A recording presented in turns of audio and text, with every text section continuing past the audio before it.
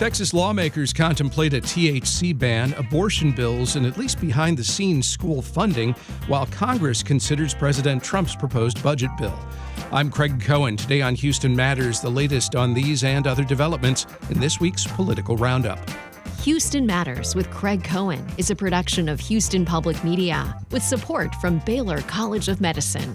Also this hour, Texas Children's Hospital says it saw a record number of patients seeking behavioral health care in its emergency room last month. We discuss why and what trends tell us about kids and mental health. Plus, with kids, relatives, and friends to entertain in the coming months, how to beat the heat this summer without breaking your budget. We'll start with a news update from NPR and News 88.7. Stay with us.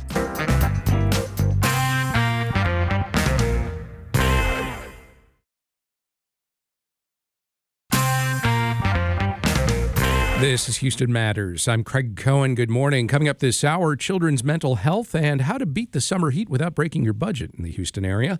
But first, we start today as we begin each Wednesday's program with a look at developments in the world of politics. And to offer context and clarity about a number of wide-ranging events, we are joined today by Mark Jones, political science fellow at Rice University's Baker Institute for Public Policy, and Renee Cross, senior director of the Hobby School of Public Affairs at the University of Houston. Mark, Renee, good morning. Good morning. Morning, Greg. Let's start with some state and local developments, and then we'll get into the national and international. I know there's a lot there. There's a lot all over the place. Let's start, though, with the Texas House. Lawmakers adjourned Tuesday without debating a bill Lieutenant Governor Dan Patrick once passed. SB 3 would ban hemp products in Texas. House lawmakers are contemplating whether to do a partial or total ban of products that contain THC. Why is this so important to the lieutenant governor? Well, so the lieutenant governor goes back to 2019 when the Senate passed a industrial hemp bill focused on the agricultural sector. Thousands, or at least of entrepreneurs saw a loophole there that they've exploited, leading to between 8,000 and 9,000 different types of shops selling different forms of THC infused products. The lieutenant governor believes that this is effectively a backdoor legalization of marijuana, which he opposes. Therefore, he supported legislation by State Senator Charles Perry in the Senate that would effectively shut down all of these operations. Those operations, since they're doing about $8 billion of business every year, went into overdrive to protect their livelihood and hired a lot of very powerful lobbyists. And so they were able to get the House in committee to modify that Senate bill to allow for some regulation to address some of the lieutenant governor's concerns, but still allow for the sale of a large number of products with THC in them. The lieutenant governor is not happy about this. Therefore, there's now an amendment to that bill by Houston Representative Tom Oliverson that would effectively revert it back to the original Senate bill banning everything. And that amendment is probably going to be voted on today. All right, let me bring up something that seems entirely unrelated that may not be entirely unrelated. There has still been no formal movement on public school funding after passage of private school vouchers. The Quorum Report's Scott Braddock reported Tuesday negotiations on school finance are, quote, happening under the radar, and that House leadership may not be willing to budge on that THC ban unless they're assured the Senate will approve money for Texas public schools.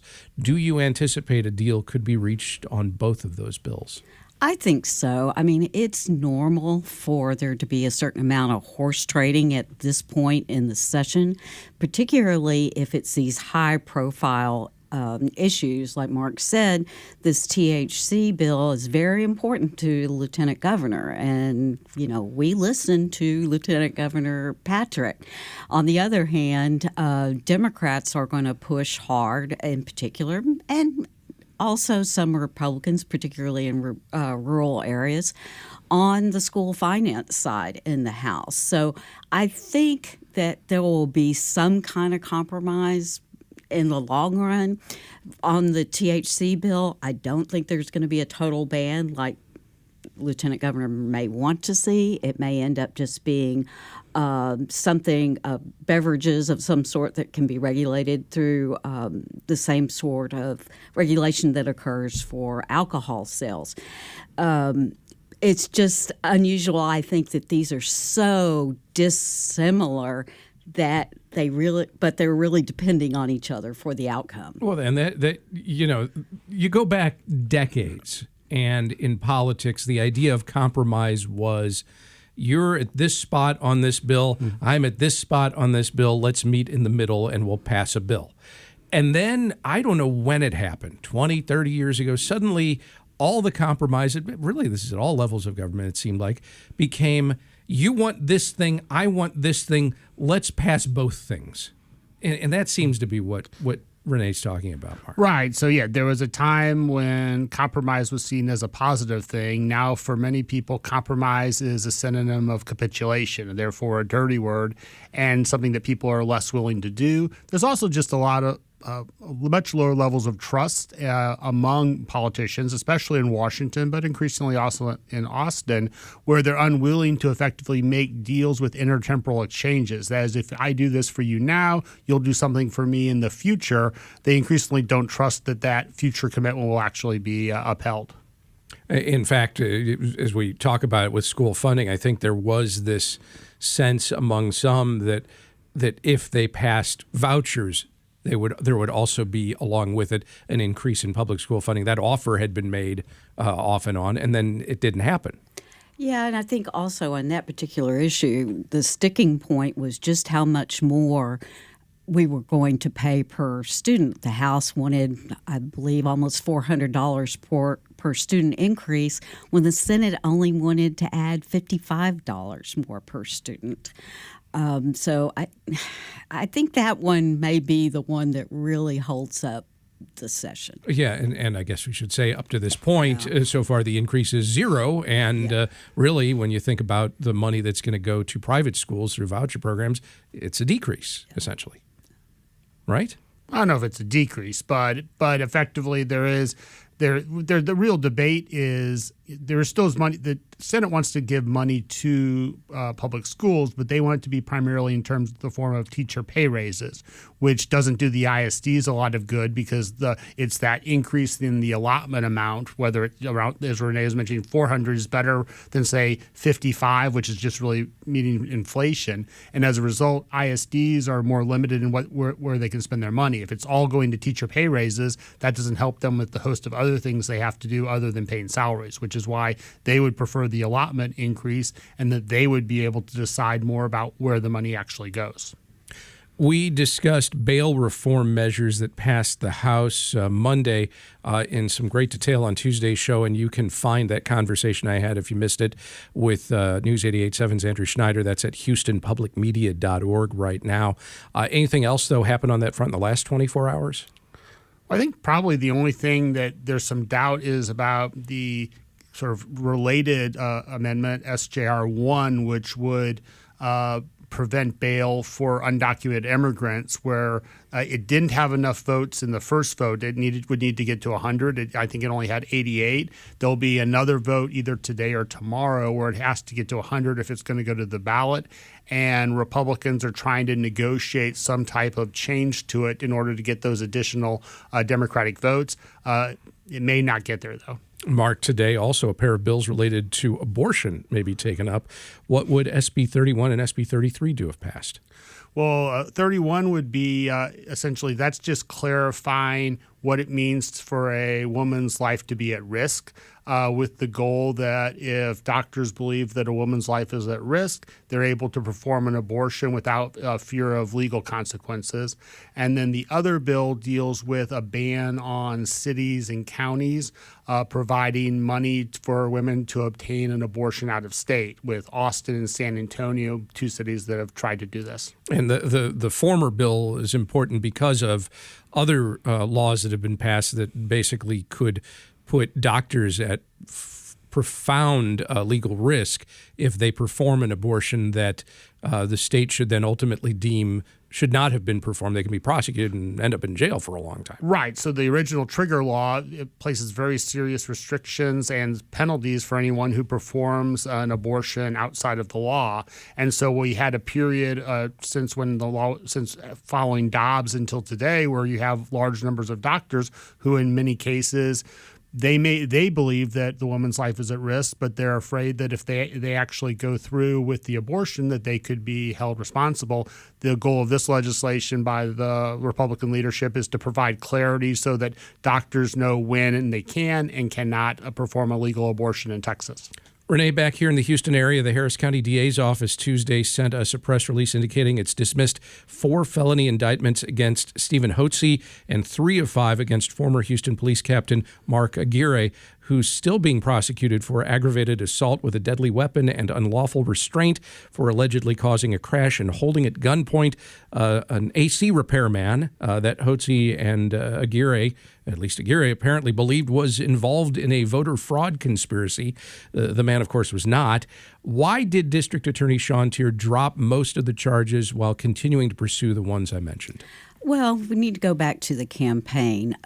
Sean Terry campaigned stridently on that he was going to change the way the DA's office was run, that it would not bring up cases that weren't based in solid facts.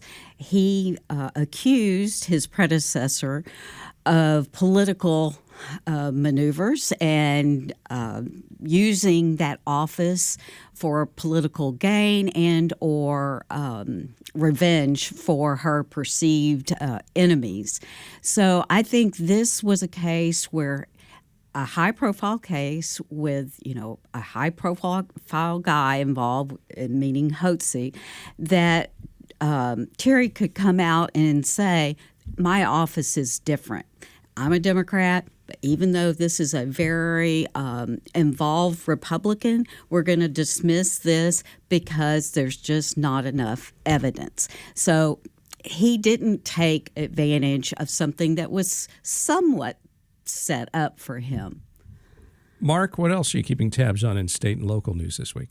Well, we still have that one Senate bill that would transfer money from the Harris County Toll Road Authority to the city of Houston that's sitting in the House but hasn't made it out to the floor yet. And the clock's ticking. That is, while we already had last Thursday the bewitching hour for House legislation that all died when it didn't pass by last Thursday, we have until next Tuesday for all Senate legislation that has to get its first vote in the House. And that's one bill that could become a casualty, particularly if the House leadership delays its arrival to the floor until Monday or Tuesday, because that would allow a small number of Harris County Democrats to engage in what's known in Austin as chubbing. That is, delaying the process through points of order and questioning to such an extent that the bill gets pulled. And why would they want to do that? Why do they not want this money transferred?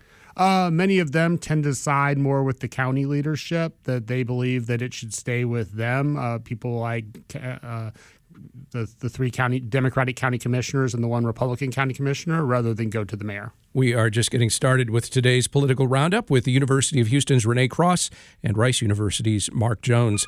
Up next, some national and international developments, including former President Biden's health news, the tax bill President Trump once passed, and a whole lot more as Houston Matters continues.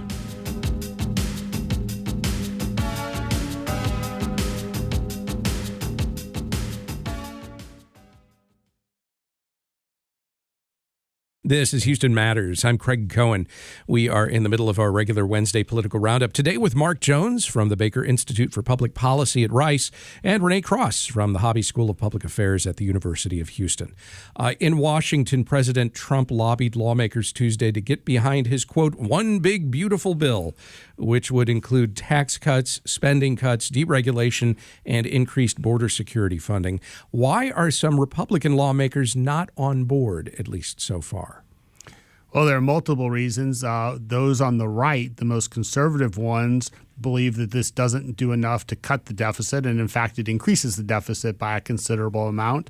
Those more moderate Republicans, though, believe that it's cutting Medicaid too much, and they actually want to see more tax breaks, particularly SALT, that is allowing people in the Northeast states and northern states in particular to deduct more of their state and local taxes from their federal income tax return, something that Trump originally supported but now is walking back. And I think what we're seeing is, the Speaker Johnson, has only a 3 Republican vote margin of error, thus making it all the more important that Congressional District 18 with its 1 Democrat isn't there, because then it would be potentially down to 2. The Congressional Budget Office scored the tax cuts and found they would benefit the top 10% of income earners and hurt the bottom 10%. It also finds that not only would the bill result in cuts to Medicaid and SNAP, the National Food Stamp Program, but it would trigger more than $500 billion in automatic cuts to Medicare under existing legislation. Will any of that matter when it comes to the final vote? Well, I think either touching Medicaid, but certainly touching Medicare, is going to be extremely detrimental to the Republican Party. And even President Trump said those things should be off the table. He said that, but he's also lobbying those lawmakers to pass this bill. So it's saying one thing and doing another. Well, yeah. Well, he's trying to split a dip, because he's in a when you're down to sort of a 3-vote margin and you have some extremely conservative Republicans in the House who want to see dramatic cuts to government spending and are really apoplectic about the rising deficit, but you also have moderates who have to win in swing districts in places where Medicaid cuts and Medicare cuts and even any type of cut that affects people's daily lives could cost them their election in November of 2026. It's a tough balance to make, and so the president's in a very difficult position where he has to thread a very thin needle. And it's not clear if he can do it. The speaker has given himself a artificial deadline of Memorial Day to get this passed. And also it's important to keep in mind whatever passes the House is going to get modified in the Senate. So we'll have to see what happens there. Is this an example, Renee, of, in the case of the president, making some campaign promises that he wants to keep, but in order to keep them, he has to go back on other campaign promises he made? Absolutely. In fact, Mark had mentioned SALT, which is the state and local taxes. And what some are trying to do with that is to raise the cap of the deductions for state and local taxes, which would, of course, lessen the overall tax burden for these folks. Trump first was in support, then all of a sudden he's not. And he's not primarily because this will benefit a lot of blue states. So this is a good example, I think, of something that he said he would support, now he doesn't. You've got to, and on the other hand, you've got to come up with something in order to pass a bill that has all these cuts and not increase the deficit more than $3.8 billion, which is what this current bill would do. President Trump, meanwhile, placed calls this week to Russian President Vladimir Putin and Ukrainian President Volodymyr Zelensky, again seeking some peaceful resolution to the war that Putin started when he invaded Ukraine. Did Trump accomplish anything? Well, you had talked about promises. One promise was this was going to be a war that was going to be over the moment Trump assumed office. 24 hours. 24 hours. Clearly, that is not occurring. The war doesn't appear all that much closer to ending compared to when before Trump arrived in the Oval Office. I think Vladimir Putin's probably a little more disappointed than he probably thought he was going to be. There was the belief that with Trump in office, they could put aside the issue of the Ukraine conflict and get some of the sanctions removed and improve trade with the United States. That clearly isn't happening. And at the same time, Putin's beginning to get hit harder by many European Union sanctions that are tightening. It's been a few days now since we learned of former President Biden's cancer diagnosis. How has it been received in Washington? Well, I think the very initial reaction was, of course, concern and hope, well wishes and fighting this and so forth. But it really didn't take very long before Republicans started attacking Biden in terms of how sick were you when you were in office? This could have started 10 years ago. Why wasn't this disclosed? I mean, some have went even as far as attacking Jill Biden for not finding out about this, which is odd considering she has a doctorate in education, not in medicine. Yeah. But just like everything else, even cancer of a former president becomes so politicized and so polarized. The Supreme Court Monday allowed the Trump administration to end temporary protected status for about 350,000 Venezuelans protected from deportation and allowed to work here in the U.S. What does this mean exactly? Well, so temporary protected status was something created in the first Bush administration that allows the president to allow individuals to stay in the country temporarily if they're coming from a country that's experiencing a natural disaster like Hurricane Mitch in Central America, a political disaster, or something else that requires them to not be able to return home. TPS, though, over time became used as a crutch by all presidents. It's a way for them to effectively resolve the immigration problem of a large number of people without going through Congress, without passing legislation. President Biden created TPS status for these Venezuelans and then extended it right at the end of his term through 2026. President Trump comes in and effectively is looking for ways to reduce the immigrant population and goes for the low-hanging fruit, one of which is TPS, because all those people are registered, and with a stroke of a pen, you could theoretically remove them. What the Supreme Court has said is that those individuals can now be removed. Previously, it was blocked by the courts while their case is underway in federal courts, and they start to hold hearings in July, meaning that some of those individuals could be deported in the next 2 months. The FDA announced in, I guess, just in the last 24, 48 hours or so, that the rollout of the next COVID vaccine, it won't be automatically available to everyone. It should, it sounds like, still be available to folks who are over 65 and people with a variety of medical conditions that the FDA lays out in its announcement. Give us a sense of what the political implications, though, are here of this. How much of this has to do with this continued effort these days under the Health Secretary RFK Jr. and others who have concerns generally about vaccines? I think this is something that would only occur with this particular administration or with this particular mindset about vaccines in general.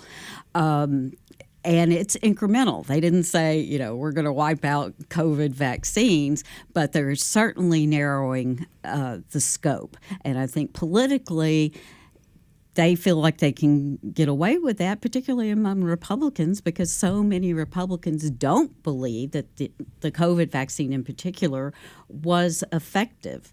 So, narrowing it down and maybe making it harder or harder for younger folks to get this is probably a way to appease some of their base without completely opening it up to a return of a pandemic situation. And I guess at the same time, we could also say there is a difference between the political fight and what may be the logical scientific fight here, right? Right. And I think a lot of it goes back to the initial days when COVID was being mandated. And that's what really generated this backlash among Republicans. It wasn't just many Republicans at least, it wasn't just that the vaccine was there. It was that millions of people were forced to take the vaccine and be vaccinated against their will in order to keep their jobs, when later in retrospect, it's not clear that if it was entirely necessary, particularly for people who are younger, healthier, without conditions. And that's one thing that this is sort of signaling. It's that the COVID vaccine is useful and necessary for certain people at certain ages and with certain existing conditions, but the pros and cons of it may not be there for younger, healthier people. And it's like any new disease, any new virus. We learn more about it as we go. Right. And so those policies should reflect that over time, too. And those things mutate naturally. So, a different approach on one hand shouldn't be seen as cynical. However, we are seeing across the board in D.C. that agencies and departments like the FDA seem to be taking maybe a little bit more of a political bent to some decisions. Renee, President Trump is upset with Bruce Springsteen. How come? I try to keep up with everything, and this one I just didn't have time to read up on, so fill me in. Okay, so Bruce Springsteen is on an international tour, and he very overtly denounced President Trump and the direction that America is going. I believe he was in England when he made these remarks. Immediately, President Trump heard of it and jumped on Truth Social and said that Bruce Springsteen is a washed-up singer. I believe he's a pruned-up old man, and no one likes him, and blah, blah, blah. Then it ended up going into wanting to denounce Taylor Swift and Beyonce, and then coming into investigating these folks for any involvement they may have had with Harris's campaign. He also included Bono in this group, and Bono had nothing to do with the Harris campaign. Anything you'd like to add to this, Mark? No, I guess no sanctions on Ashbury Park. But I guess the president will always have Kid Rock, though. There you go. Oh, that's true. That's true. The boss. So much to say. I'm just going to let it all go. Renee Cross is Senior Director of the Hobby School of Public Affairs at the University of Houston. Mark Jones is a Political Science Fellow at Rice University's Baker Institute for Public Policy. Renee, Mark, thank you both very much. Thanks, Craig. And just ahead, Texas Children's Hospital reports a record number of patients sought behavioral health in its emergency room last month. We discuss why and welcome your questions about child mental health as Houston Matters continues.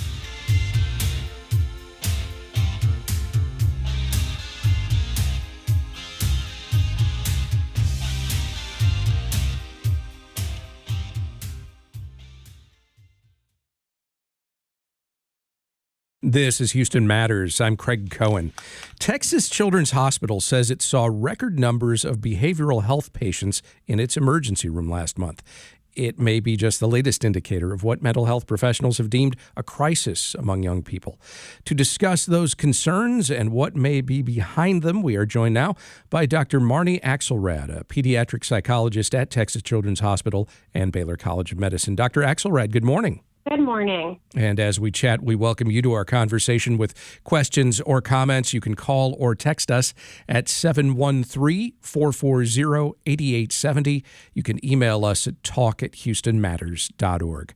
Dr. Axelrad, why, in your view, is Texas Children's seeing record numbers of behavioral health patients these days? I think that there is certainly an increasing amount of stress in this world. If we think back when we started to see an increase, it was just before the pandemic, and that increase has steadily gone up over the months and the years since that time. I think that there's a lot of political unrest in the world. I think there's a lot of conflict and worry in families, and I think that kids and adolescents are really feeling that. How does what we're seeing here in Houston compare to the rest of Texas and the rest of the country? That's a great question. Generally, in Houston, we follow the same trend as the rest of Texas and the rest of the country. What are some of the kinds of mental health challenges you're finding are bringing new patients to you for treatment? Well, patients are coming in through our emergency centers with generally suicidal thoughts or suicidal behaviors or an increase in aggression. We are also having a major increase in our outpatient referrals, and those patients are coming to us with the same type of problems, sometimes lower acuity, as well as disruptive behaviors, anxiety, trauma. So all of the common things that we see in behavioral health are increasing, both outpatient and inpatient. Adolescence has always been a breeding ground for anxiety to one degree or another. Is it that there's actually more of this happening in this generation, or is it just being diagnosed and treated more? I think that's a very good question, and there's a lot of different factors depending on how you look at it. I think that certainly there is more openness to talk about behavioral health than there has been in the past, and that is a wonderful thing that kids have people that they feel safe disclosing these thoughts or their psychological difficulties too. I also think that adolescence now is very different than adolescence even 20 years ago, which by all means was also a difficult time. But adolescents 20 years ago weren't always on. There wasn't always social media. They didn't always have to worry about how many likes. There was an escape from that, and there no longer is an escape for our adolescents. Is this something that you would point to and say, well, if I had my way, there would be no social media for kids? There are a lot of benefits to social media. If I had my way, certainly there would be more limits around social media for kids, and it would be easier to monitor what kids are doing on social media. But I don't want to discount the social benefits, particularly during the pandemic, of social media. You mentioned anxiety, you mentioned aggression, you mentioned suicidal ideation. I didn't hear depression. Is that also one of the issues you're seeing? Certainly. We see a great deal of depression coming in through our outpatient as well as our inpatient avenues. What are some signs to watch for that may indicate your child's struggling with their mental health? You're looking for a change in behavior. So some children are a little bit quieter at baseline. They always have been. That isn't necessarily a sign of a problem unless it is a major change in behavior. You're looking for changes in sleep patterns, loss of interest in hobbies and social activities that used to be of interest, changes in academic performance. If your child is avoiding things or really seeming more emotional or more irritable than usual, that could indicate emotional distress. This is Houston Matters. I'm Craig Cohen. We're discussing child mental health with Dr. Marnie Axelrad, a pediatric psychologist from Texas Children's Hospital and Baylor College of Medicine. We welcome your questions and comments. You can call or text us at 713-440-8870. You can email us at talk@houstonmatters.org. Where's the line between simply keeping tabs on your child's emotional health, as all parents, I would think, would want to do, and identifying a need for intervention? Again, I think if you see a change in behavior, that's a very clear need for intervention. I also think it's very important to talk to our children. So sometimes adults tend to shy away from difficult conversations because they are very difficult conversations. But if asked, children and adolescents will often disclose what they're distressed about, how long they've been distressed, and how distressed they are. And some kids and adolescents will even say they would like to see someone to talk to. When is that intervention clearly something that may require therapy versus prescription medication? I think that that's another good question, and the answer is it depends. So certainly there are some presentations where therapy is very effective, and medicine is also very effective, and it's a shared decision-making process with the family. Time over time, we see that the combination of medication and therapy is generally the most effective, and so the recommendation is usually both things. So what are some of those factors? A child comes in to talk to you about mental health challenges they're dealing with. What are the moments where you look at it and say, okay, this is somebody who clearly could benefit from therapy alone. This is somebody who could clearly benefit from medication alone. This is somebody who could benefit from both. Or this can be dealt with in this one session and we're all right. What are you looking for? Impairment, severity, whether the symptoms are getting in the way of everyday life, whether a child is preoccupied thinking about these symptoms, and again, whether there is a change in behavior. And it also depends on the presentation. So for children presenting with ADHD, for example, we know what the evidence-based treatment is, and it includes both medication and therapy and some accommodations at school. And so we will give the information of there are these three different approaches. We know for mild depression and adjustment, therapy alone can be very effective. And when we start seeing moderate to severe depression is when our research literature tells us that a consultation for medicine is indicated. We are headed into summertime when kids' schedules vary. For some, facing challenges at home, it means they don't have what may have been a safe haven of each school day. For others, it means escape from challenges at school and back to a safe haven at home. Do you see differences in the mental well-being of some of your patients during the summer months because of the changes in their schedule and where they are and who they're with? Absolutely. The summer is generally a time when kids are doing much better, and we see a decrease in both inpatient and outpatient referrals occurring over the summer. That's interesting. That does not speak well necessarily for the kinds of environments that kids are in school. I think that there is a lot of stress coming out of a lot of different places for kids. Kids are generally very scheduled. Also, there is the stress of school and doing well in school. And like I said, the social issues related to school, the keeping up with everybody on social media. School is just a really stressful time for a lot of different reasons. What do you recommend to parents if their child has been seeking treatment for any of the mental health challenges we've been talking about and has seen real improvement over the course of a summer as they head into that next school year? What do you say to parents? Here are some steps, some things you can do that can maybe dial down some of those stressors. Yes. So hopefully a child has been in therapy and is also better able to regulate their own emotions, better able to cope with the stressors after a course of therapy. And some stressors are not avoidable, and we don't really want to avoid all stressors. And so the hope is to have enough strategies that you can perhaps feel stressed and also be okay at the same time.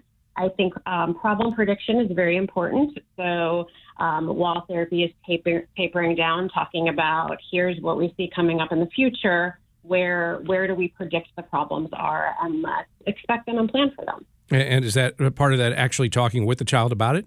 Yes. So that can be talking, including, depending on the child's age in the presentation, that would almost always including the child. Dr. Marnie Axelrad is a pediatric psychologist at Texas Children's Hospital and Baylor College of Medicine. Dr. Axelrad, thank you very much. Thank you. And still to come, how to beat the heat without breaking your budget this summer across the Houston area. Stick around as Houston Matters continues.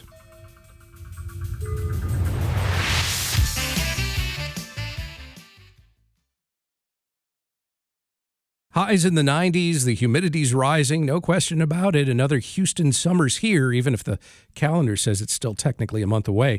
And that means months of kids on summer breaks, friends and relatives rolling through town, and you're probably on the lookout for ways to entertain everyone.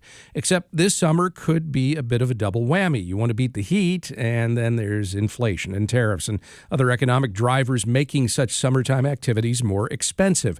We get it. You want to keep cool and on budget over the coming months. That's why Houston Matters producer Brenda Valdivia turns now to Sarah Gish, owner of Gish Creative and publisher of Gish Picks, curated culture for kids and adults, to discuss some easy, affordable ways to spend your summer mostly indoors while still exploring all the Bayou City has to offer. Discovery Green, Houston Center for Contemporary Craft, great museum over in the Museum District. Absolutely. Museum of Fine Arts. Yes, I love that place. And they're always doing something different. That's why I really like them. And they do have free drop-in craft activities the first Saturday of every month. So all ages, mostly for kids, but you can go as well. You and I can sneak in there. Yeah. And that was my next question to bring up, especially during the summer. So much of the city can be so hot. It can be really hard to get out of the house, especially during the midday, especially if you have kids. So besides the craft center, are there other places you like to take the kiddos? So, okay, the Museum of Fine Arts Houston, that is something that probably many people drive by, but they don't realize that it's 7 acres, 3 buildings. I believe it's 4 parking garages, 2.5 places to eat. One is a little coffee shop in the Glassell School, and they're free on Thursdays until 9. Yeah, and the Glassell is such free. a great opportunity to see pieces from artists you've never heard of before because they're literally students. Some are new, some are returning. They like to sharpen their skills and build their community. And the Glassell will have their pieces out in the hallways, so you'll be able to see kind of a sneak peek into somebody's creative process before they get into the galleries even. The Post, I love this place because it is the old downtown post office repurposed, and there's a music hall and there's a Houston food court. This is something that is underlooked by people, but there's understory, which goes straight to the tunnel. The tunnel is another fun thing to explore. You can't explore it on the weekends, but it is open until 6 weekdays. I love the Heritage Society. That's downtown as well. It's got the history of, Houston. It's got some of the original homes. And across the street is Houston's oldest park, which is Sam Houston Park. I know I'm throwing a lot out there, but I also want to mention Emancipation Park because that is also one of the earliest parks. Okay, so I took the kids. We got tired, but we had a great day at the Post on the underground of downtown Houston. Now I wanted to check out a show or two. What low-cost theaters can I take them to? Match, Midtown Arts and Theater Center, Houston. Tons and tons of shows. Main Street Theater does their kids shows there. There are other kids shows. There's adult shows. I would just scour their calendar. The River Oaks Theater, I have to mention that because I was one of the people that co-founded the Friends of River Oaks Theater and helped save it twice, not once, but twice. And they have local filmmaker films once a month, I believe. And also almost every Saturday, and every other Saturday, they have something called Kids Camp, Saturday morning films at 10:30. Now, we were talking a lot about kid stuff and a lot about downtown. I do want to know, what's a good romantic way to spend some time together without spending too much money either? I think it's romantic to go out to dinner. I've seen couples have a great time at Discovery Green. It just depends on what they want to do. Also, Buffalo Bayou Park has the Cistern, which is really interesting. And the Cistern, they do tours. It's the underground. Have you been to the Cistern? It's very cool. I haven't been in years, but I do think of it very fondly. There are performance pieces that can happen there, music shows, and because of the echo inside from, the space itself, it can sound very ethereal. There is a lot of places to eat and drink and explore, but, what about to learn? If I want to take some classes or if I just want to spend some time kind of self-teaching, where do you recommend people go for that? The Orange Show actually has a great schedule of classes. Also Back to the Craft Museum, they have great classes as well. They're very, very busy with that. For the Asia Society, which is another beautiful place to go, has a lot of great talks and lectures. And I should mention, too, musical groups. International Voices Houston is great. Jazz Houston, which has adults and kids performance, groups. And yes, and there's a lot of learning spaces in the city, but it can feel intimidating, if you're not familiar with Rice or U of H or other campuses. Is it okay to explore those spaces? And if they do go exploring, is it low cost, and what would they find there? Well, it's funny. You read my mind because I wanted to make sure I did mention Rice and University of Houston because they've got some interesting spots on their campuses. Starting with University of Houston, they have this huge public art collection that they're really working on and expanding and have been doing all kinds of things. And there's a cool new structure there called Folly. So it's like a little chapel. And I went there for some sound baths. And that's right near the Blaffer Art Museum. So that's always free. And Rice is just a beautiful campus. It's got a very Ivy League-ish feeling to it. I grew up near there, so I love to go and just play on the grass. There's lots of places to play. Because I think, you said people don't want to get outside, but after certain hours, after 6 or 7, things do cool down. And we've got such great parks. I mean, we've got 382 municipal parks, 165 green spaces, and 39,500 acres. Speaking of fun and learning, there are also non-traditional places to go to. I'm working on another segment, so this is a hint for a future interview, but there are also a lot of breweries and bars that are doing more lectures. And so if you want to learn about science or philosophy, there's different places you can go to. There's a philosophy group that meets up at Rudyard's. There's also an event called Pint of Science that's put on by the University of Houston. I think that that's actually happening right now. But not just for that event. There's also plenty more as more bars, breweries, and taverns are creating their own low-cost events to bring people in and kind of cool off. I know there's also various D&D groups that meet up, Dungeons and Dragons groups that meet up for these very short they're called one-shots, and you can check them out at various board game cafes. A nice, cool, nerdy thing to do, and I mean that cool as socially and temperature-wise.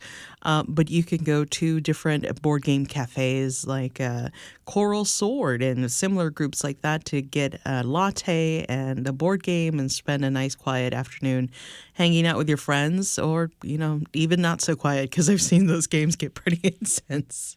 Something else I want to mention, you were talking about learning. A great thing to do is to go to bookstores. And a lot of the bookstores, you can just go and hang out in them. One of the ones that I have not been to yet, but I really want to, it's called the Book Cycle. And it's a place to hang out. People bring free books. All the books are there to be taken. If you want to take a book or if you want to just hang out. Kindred Books is Kindred Stories is a Black-owned bookstore, which is really cool. It's in like a little, just a little building, kind of like the building on the U of H campus. Half-price books are fun. Kaboom Books is great. And I also, I just thought of this today, but the little libraries, those little free libraries that are around Houston, you can actually pull up maps of those. And that would be a fun little field trip for anyone, just to go, and especially if you have books you want to drop off. I would be remiss if we didn't mention libraries as the ultimate low-cost activity, especially indoors. There are so many more things that you can borrow and learn and do than in a library than I think people realize. The library is the ultimate book stop and low-cost activity to do in Houston. It's cool temperatures, able to get out of the sun, get some peace of mind, enjoy the quiet for once. But it's even more than that. You can not just borrow books, but you can also go and check out recording equipment. They have recording studios for podcasts and music, and they can take computer classes, language classes, just depending on what you want to do and their schedule. I absolutely love the public library. Now that you mention all these book spots, I do suddenly remember this place I ran into just in happenstance. It's called the Reading Room HTX. It's in downtown, right close to the University of Houston downtown, in one of these galleries. It's a Black art reference library. It's a private gallery open to the public with residencies inside. And I was just astonished at the number of Black art books that include like futurism, Afrofuturism, and collective sciences, and just these really interesting topics that you normally wouldn't find in other bookstores. And for our listeners, you can also find in a recent episode, we'll be sure to put in the link attached to this conversation as well. We did do an interview, I believe it was Mincho, who spoke with the Houston Book Festival, where people can go to different bookshops and how, bookshops are helping each other. And I feel like we covered a lot of ground, but, now that I'm learning and partying on grass and all that, now I want to go dancing. Now I want to go party. Where should I go? Oh, well, one thing is Numbers has a classic Numbers every Friday night. Wow. And they've been doing that, I don't know how long, but that's a fun place to go. There's a thing called Ecstatic Dance, which is on Sunday morning, so people can look that up. That's more like freeform dance, actually great exercise. You can watch ballet, too, the Houston Ballet. Not getting up on stage, but I will appreciate it from afar. Sarah Gish is the owner of Gish Creative and publisher of Gish Picks, curated culture for kids and adults. She spoke with Houston Matters producer Brenda Valdivia. The Houston Matters team includes Brenda Valdivia, also Michael Haggerty, Joshua Zinn, Mincho Jacob, and Laura Walker. Jared Carroll's our technical director. On tomorrow's show, we check in with Harris County Judge Lena Hidalgo. Send us your questions for the chief executive of the county now to talk@houstonmatters.org. Also on this month's installment of The Bigger Picture, what the latest Final Destination movie has to say about why some of us are, well, obsessed with death. Plus, singer-songwriter Lyle Lovett's performing in a free concert in Tomball later this month. We'll share some highlights from my 2023 conversation with the Houston native. I'm Craig Cohen. Join us tomorrow for those and other Houston Matters.